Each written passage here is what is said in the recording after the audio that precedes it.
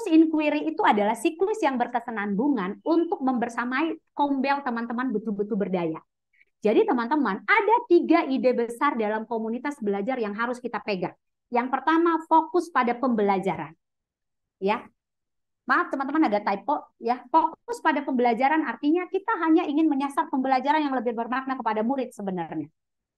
Ya, apakah itu pembelajaran guru, kemudian pembelajaran murid. Karena guru yang belajarlah yang akan membuat sebuah ruang murid betul-betul belajar gitu ya. Kemudian yang kedua adalah membudayakan kolaborasi dan tanggung jawab kolektif. Kita harus kolaborasi arus gandengan teman-teman. Dan harus kebentuk yang namanya tanggung jawab kolektif. Jadi tidak semata-mata tanggung jawab penggerak gitu ya.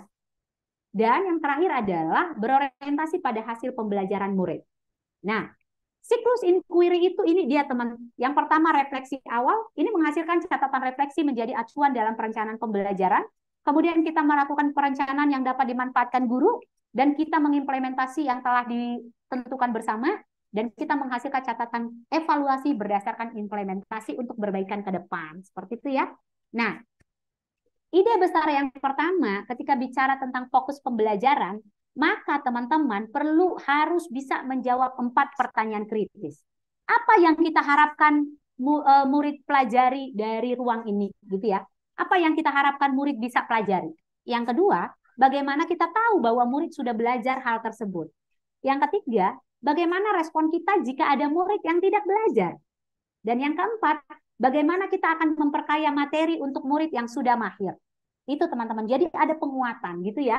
Nah, untuk ide yang kedua adalah gimana membudayakan kolaborasi dan tanggung jawab kolektif.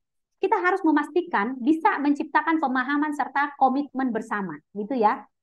Artinya kita juga sesama penggerak harus sadar bahwa pembelajaran adalah tanggung jawab bagi semua PTK ya. Gitu ya, teman-teman.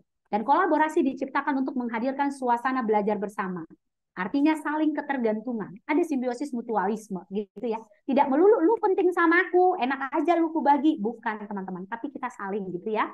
Nah, untuk ide yang ketiga adalah kita berorientasi pada hasil. Artinya teman-teman, ini merupakan adalah rangkaian pengelolaan untuk meningkatkan kapasitas dan juga kualitas hasil belajar murid.